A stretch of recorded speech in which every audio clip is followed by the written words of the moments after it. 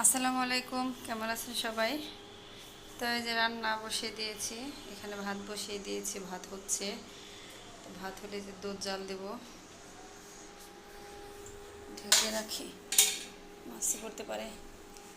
তো এই যে ভাত রান্না করতেছি, দুধ জাল দেবো। আর তরকারি রয়ে গেছে কালকের, ওগুলো গরম করব। তো এখন ওগুলো দিয়ে আবিদকে খেতে দেব। আর এই যে আমার ছেলেটা ক্লান্ত হয়ে গেছে, লিখতেছি।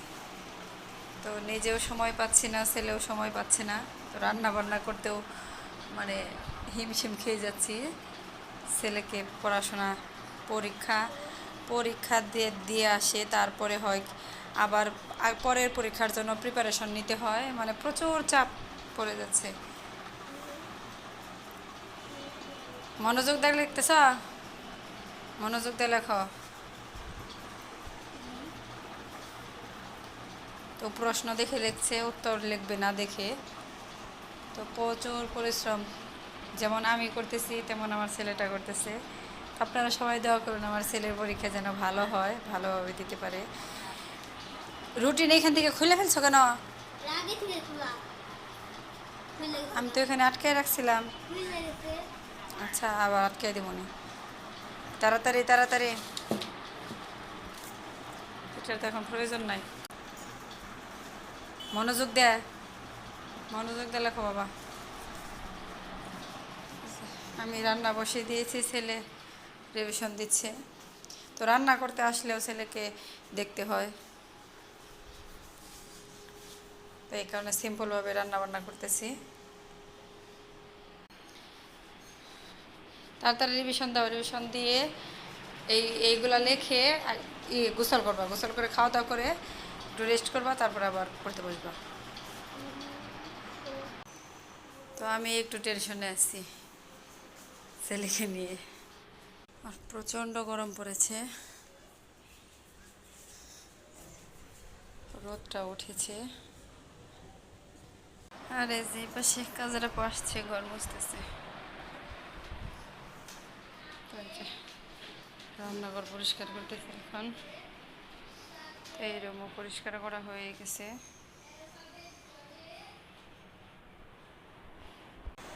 জাবিদ গোসল গোসল করে ফ্রেশ হয়েছি। তেল দাও মাথায়,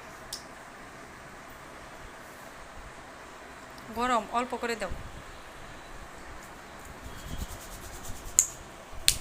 ক্ষুধা লাগে না এখন খাবার আনিয়ে?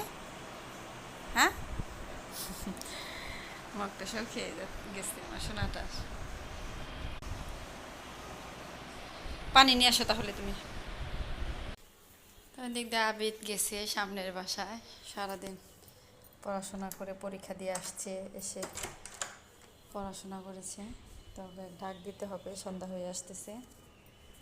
তো এই সামনের বাসায় মাঝে মাঝে খেলতে যায় ছেলেটা। তো এই যে আবিদ তো খেলতে গিয়েছিল অনেকক্ষণ, তো যে খেলাধুলা করে আসছে, মুখ টুক ধুচ্ছে। তাড়াতাড়ি মুখ টুক ধুয়ে পড়তে বসো, অনেক লেট হয়ে গেছে।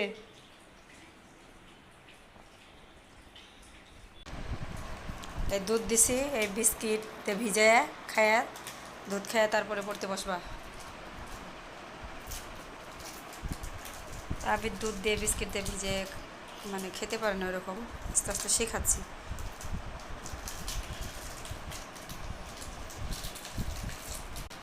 পানি দিয়ে বিস্কিট ভিজিয়ে খেতে পারে।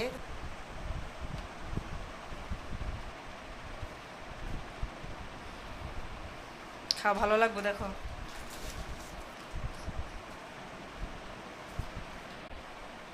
তাড়াতাড়ি খায়া পড়তে বসো। চুল টুলের কি অবস্থা! কখন গেছে ওই বাসায় খেলতে, এখন আসে না। কালকে পরীক্ষা আছে, ওটা মনেই নেই, ডেকে আনতে হবে। আসলে ওদের কি আর বলবো, সকালে স্কুলে যায়, স্কুল থেকে এসে খাওয়া দাওয়া করে একটু ঘুমায়, তারপর আবার পড়তে বসতে হয়, একটু খেলার সুযোগ পেলে এরকমই করে। এই কারণে আমাদের মতো মায়েদের টেনশন বেশি, মানে পরিশ্রমটা বেশি হয়। মজা লাগতেছে না? দেখছো অনেক মজা, তুমি খেতে চাও না।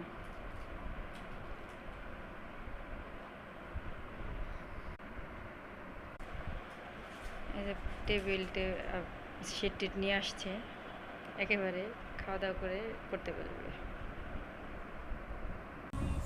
এই যে আপিত লিখতে বসেছে, তো এখন রিভিশন দিতেই হবে, কিছু করার নাই, কালকে পরীক্ষা। আর ওদের পরীক্ষার রুটিনগুলো এরকম করেছে যে আজকে পরীক্ষা আবার কালকেও পরীক্ষা, মানে আজকে একটা পরীক্ষা দিয়ে আসলো, দিয়ে আসার পরে এতই প্রেশার পরে একটা সিলেবাস ওদের রিভিশন দিতে হয়, কারণ সিলেবাসে যা আছে ওইখান থেকেই প্রশ্ন আসবে, কারণ কোথা থেকে আসবে বলা যায় না। তো একটা সিলেবাস রিভিশন দিতে গেলে কমপক্ষে একটা সিলেবাসের জন্য বা একটা সাবজেক্ট পরীক্ষার জন্য এই শিটের থেকে 5টা 6টা করে শিট পড়তে হয়। যেমন ইংলিশ পরীক্ষা ওদের হয়ে গেছে, একটা শিট ওইখানে রয়ে গেছে, ছিঁড়ে গেছে, 2 মানে এখানে 1 2 3 4 5 6, মানে এখানে একটা 6টা আর ওইখানে একটা 7টা, আর এর ভিতরে কবিতা আছে 2টে। তাহলে কত পড়া পড়তে হয় দেখেন।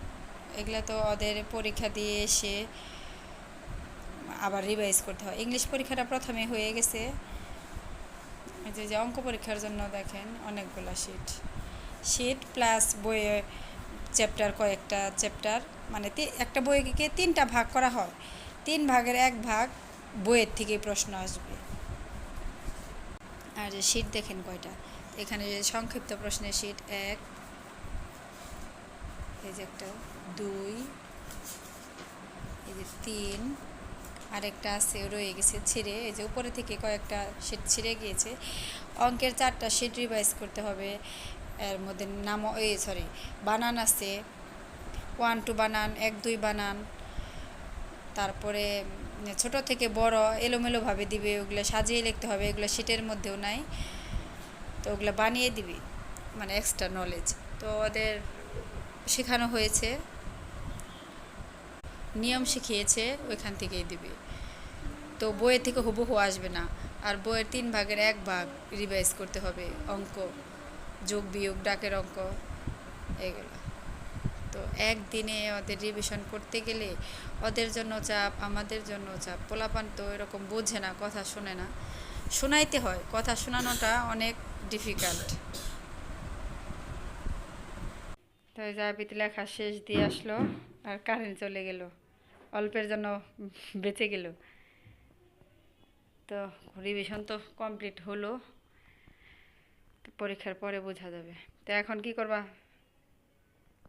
খায় নিয়ে তাড়াতাড়ি আজকে শুয়ে পড়বা, পরীক্ষা আছে, সকালে উঠতে হবো।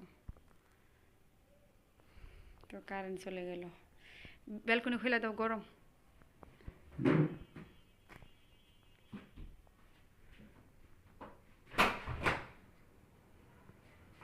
বাতাস আসতেছে, পড়তে পড়তে ক্লান্ত।